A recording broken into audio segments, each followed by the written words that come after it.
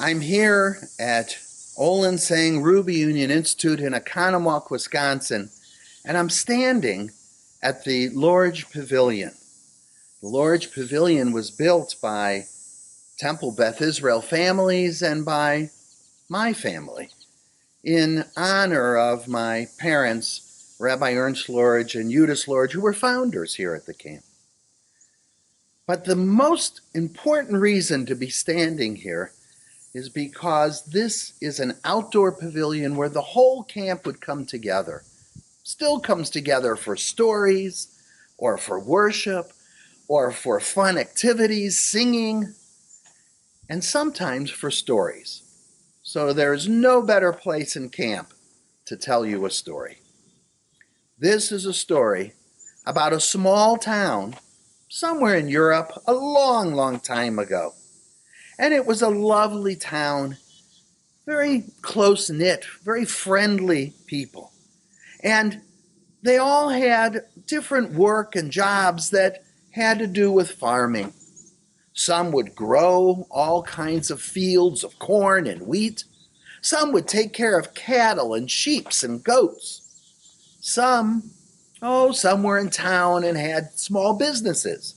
They would be the bakers who would take everything from the farmers and make bread for everyone. And so it would go for many, many years that everyone worked together and took care of each other. It was a lovely, lovely town. And there lived a person by the name of Kalman. Kalman was a shop owner. But one year, it was a very strange year for the community because it didn't rain. It wasn't that it didn't rain for a day or two. It wasn't that it didn't rain for a week or 2 weeks or 3 weeks or even a month. It didn't rain at all for months and months. And now think of it. What a problem. The farmers, they had no water for their crops. They had no way to give water to the corn and the wheat fields. And the farmers who had animals to take care of, cattle and sheep and goats, they had no way to give them water. They couldn't even dig a hole in the ground and find water that was underneath the surface. It was a drought, a terrible drought, and everyone was very worried. In fact, even the wells started to dry up, and the riverbed started to dry up, which meant that there wasn't water for people to even drink. This was a catastrophe. Time went on, and people were starting to get very worried about the future. And they went to see the rabbi. First, the farmers came, and they said, "Rabbi, you must do something. We have no way to take care of our fields of corn and wheat. Nothing's growing. What will we do? How will we feed ourselves?" The rabbi thought, and he had no real answer. That night he went to bed, and as he slept, he suddenly heard a voice in his dream. And the dream went on and on with the same voice. "Kalman, Kalman, you must bring Kalman to worship with you in the synagogue." Rabbi woke up. It couldn't be that he remembered what really was said. Kalman's a shop owner, a nice person, but he knows nothing. He's not educated. He really has, as far as the rabbi knew, never been able to lead a service or read a service. In fact, the rabbi wasn't even sure that Kalman knew the Hebrew alphabet. Couldn't be. He must have heard it wrong. But the next day or so, the others came, the cattle ranchers and those who had sheep and goats, and they said, "Rabbi, you must do something. We have no way to feed our cattle and our sheep, and our goats are going thirsty. You must do something." And the rabbi now was becoming very upset because he had no real answer. That night when he fell asleep, the same dream, the same voice. "Kalman, you must bring Kalman to worship with you in services. Bring him to the synagogue." It couldn't be. It just didn't make sense. Kalman, he wouldn't know how to even start a service, the rabbi thought. And time went on through the next days, and Others came and talked about the wells going dry. And one more time, the night before Shabbos, Rabbi heard the same dream and the same voice and the same name, Kalman. Well, he sent out word to everyone in the town. Let's all come together for Shabbat worship. Let's all pray together. We need to end this drought. And so it was Shabbos morning, and everyone gathered. They were sitting shoulder to shoulder. There was no room. Some people were even standing in the old synagogue. And there in the back, as always, was Kalman, but he would always sit there alone, not even necessarily holding a prayer book, a siddur. The rabbi wasn't sure what to do, but the service began, and he started to have this feeling, and he stood up at the moment of the high point of worship and prayers, and he said, Kalman, you come up here. You come and lead this part of the service. Kalman, you can imagine. Everyone in the synagogue was shocked. They were, Kalman? Why Kalman? And what does he know about leading worship? Well, if they were all surprised, you know who was the most surprised? Kalman. He was not only surprised, he was nervous, he was scared. Leading worship? I don't really know all the prayers, he thought to himself. And he stood up because the rabbi kept saying, Kalman, come up. Kalman, come lead us.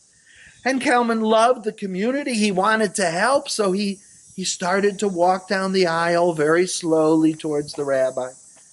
Suddenly he stopped and he froze, and you could see he seemed to have an idea, and he turned around and he ran out of the synagogue, ran down the aisle and gone through the doors. Well, everyone was now panicked. It was Kalman, he just ran out of the synagogue, and the rabbi called him up, and now what are we going to do, and who's going to lead the rest of the service, and what does this have to do with the drought? The rabbi held his hands up. He wasn't sure why, but he told everyone, let's just sit and wait. And sure enough, a few minutes later, Kalman came back through the doors, and he slowly started walking up to the front of the synagogue, up onto the bima to stand next to the rabbi, but he had something in his hand. What do you think he had in his hand? It wasn't water, it wasn't a bucket, it wasn't anything like that. It was the scales from his little shop. Scales are what you would use to decide whether or not someone was buying the right amount of whatever they were buying, flour or wheat, in order to pay the right price. The scales were how he conducted his business. And he went up on the bima, and he looked at the rabbi, and he turned and looked out at all his friends in the congregation. And then he looked up in the sky, and he held up his scales, and he said, Dear God, I really don't know all the prayers. I really don't know how to lead worship. But I know this community, and I love this community, and I'm holding up my scales because I always keep them honest and true. I'm careful. And if for no other reason than because I try to be an honest person, and I'm sure everyone in my community does the same, spare us from this drought. Bring us rain, bring us water, and let us continue our wonderful lives here. That was it. He turned, went down the steps, and went and sat in his seat in the back of the synagogue again. The rabbi finished the services. He wasn't sure what that would all mean. Everyone left, and they weren't sure either. Is this something that would really save us from the drought? This? Kalman holding up his scales? Couldn't be. But you know what? Sure enough, that night, it started to rain. And it rained all through the next day. And this wasn't those harsh, terrible rains that sometimes you get. This was a rain where the rainwater as it fell actually had a sweet smell about it. And it slowly filled all the fields and the river and the wells, and everything started to come. And everyone was so happy. They were able to regain their lives, and the animals were safe, and the fields started to grow. And that's how the drought ended. But the rabbi, he kept thinking, why Kalman and why his scales? Surely he wasn't the only honest business person in the whole town.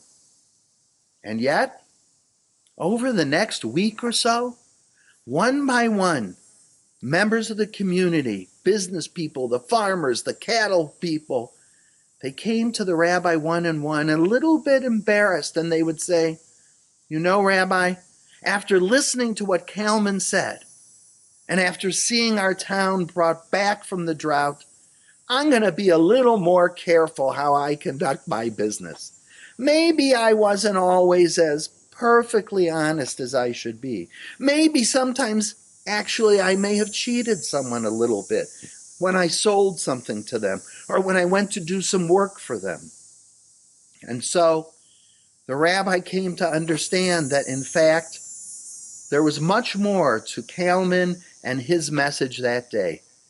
And it was about being honest and true and careful in the way we conduct our lives every day. And so as we look to the new year and we think about how we're going to conduct ourselves in the year to come, we should think about being careful and honest in how we treat each other. And that goes for whether we're in a class or at home or in our businesses. Honesty is something we all strive for in the year to come. Shana Tova.